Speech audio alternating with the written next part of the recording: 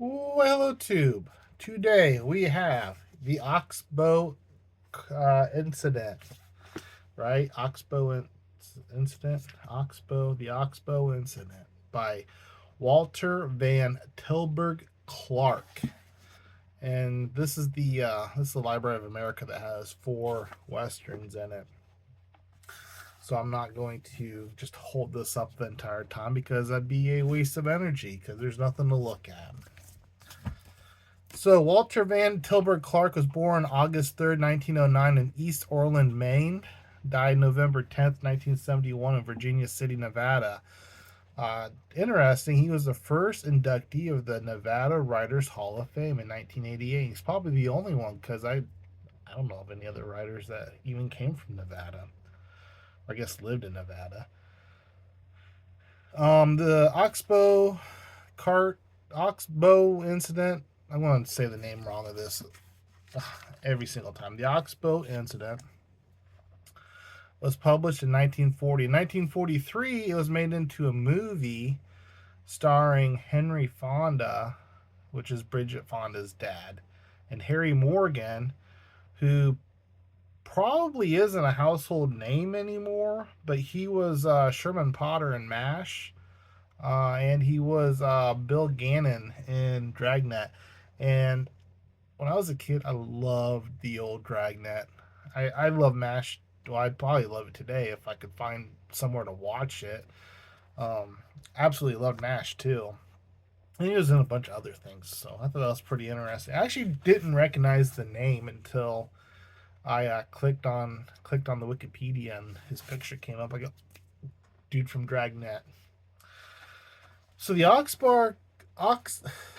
Oxbow incident.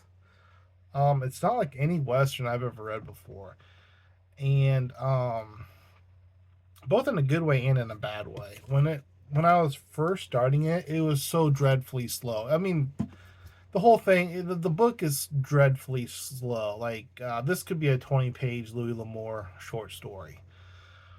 And I thought, oh my gosh, this is tedious. And but once the story started moving, it was fantastic, absolutely fantastic. It's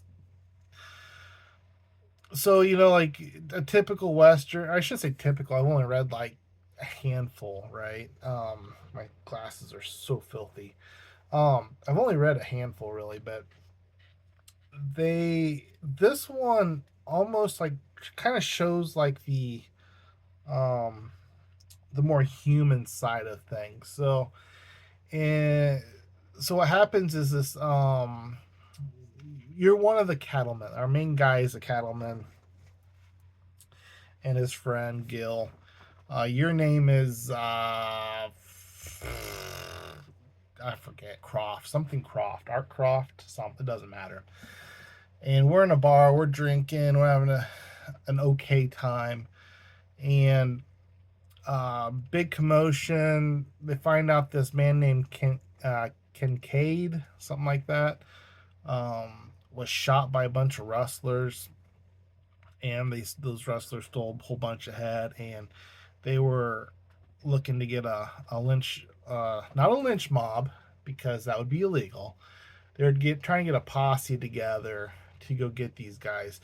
But thing is, nobody really knew who did it. No, nobody knew who did it. Nobody really knew where they went, whatever.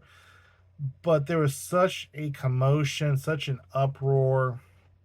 This is like half the book right here. There was such an uproar that a group just had to form, and for the most part, the sheriff and the judge was like, "You guys can't do this. We you don't know who it is, where they get. Let's just let justice do its thing." And of course, this big group of men and women, and woman, there was one woman, Ma, um, didn't want to wait. They just didn't want to wait.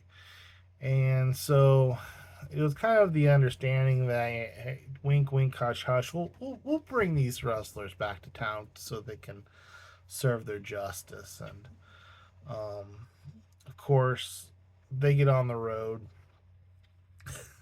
our main person, um, the guy that we are. What was his name? Craft. I don't remember. It, it says your says the name so infrequently. Um, it doesn't matter. The main guy frequently gets shot because they come up on a stagecoach and the coach got scared that it was a robbery and fired a shot, and he was the only one that got shot out of a misunderstanding. And so, this party is not only do they not know exactly if they're going the right direction, who did it, and now you're shot.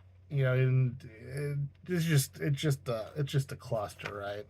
Well, they end up going to this clearing that is called like Oxbow. I think that's where, or something along those lines. Hence the name of the book. We're gonna call it the Oxbow.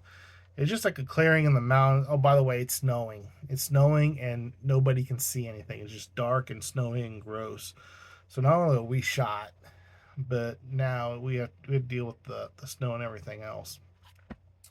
But anyway, so they end up finding this cabin with the fire on, and there was three Mexican men sleeping in the cabin. They decide this is our this is the group that we're after because they had a bunch of head that they claimed they bought legally from somebody, but the men didn't believe them because it was springtime and the calving season wasn't very good, so nobody was really wanting to sell cattle.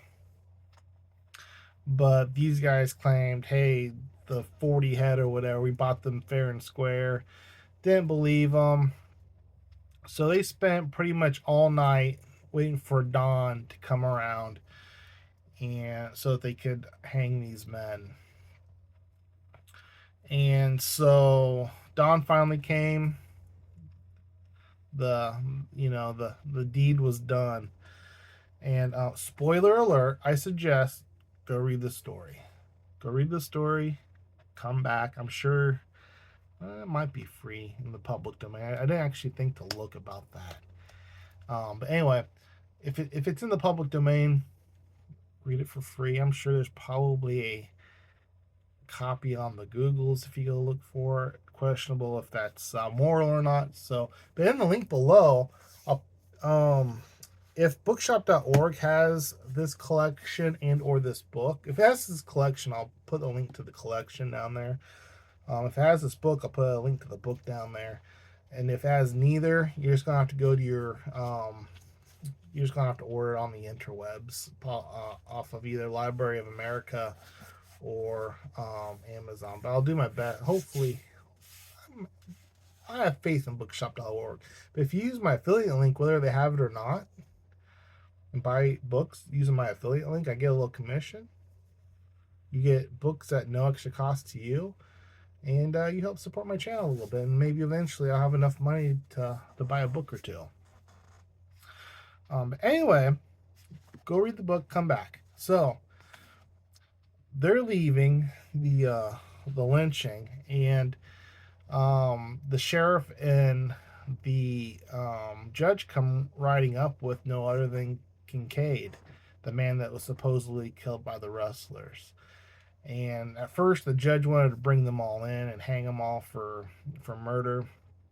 The sheriff kind of did the, hey, we're going to sweep this all under the rug thing. And eventually, the sheriff won out because they just, what are you going to do? You're going to bring 10 people in. By the way, this book had 20 characters in it. And I couldn't keep track of any of them. So that's why I'm being kind of vague on names. But anyway, so our main guy, he passes. They get back into town. Our main guy passes out. He wakes up to this one dude named, I think, Davies, who is just having a super hard time of. He's blaming himself. Our main guy is trying to talk him, basically off the ledge. Hey, it's not your fault. It's this Tetley guy's fault. Him and his boy, they're the ones that riled everyone up. And, blah blah blah, yakety smackety, and then come to find out that the basically everybody in the party was feeling very, very guilty over what had happened, which is something you don't see a lot. At least I have not really seen much. In the limited amount of westerns I've read, is like guilt for the violence and the actions and stuff. So that's kind of an interesting thing. And then come to find out, Tetley and his boy, they they both unlifed themselves, we'll just say, and that's pretty much the end of the story. But the Oxbow incident, I thought it was awesome. I think it's real worth the read.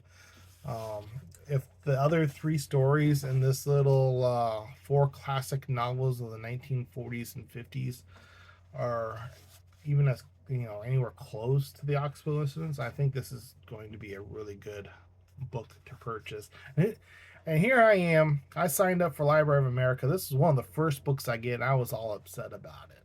So can't judge a book by the titles that are in it, I suppose. Have you read Oxbow Incident? Let me know down below. Did you like it? Did you hate it? What I get right? What I get wrong? If you haven't read, I highly suggest going out and reading it. It's really good. That's it for this one, peeps. Cheers.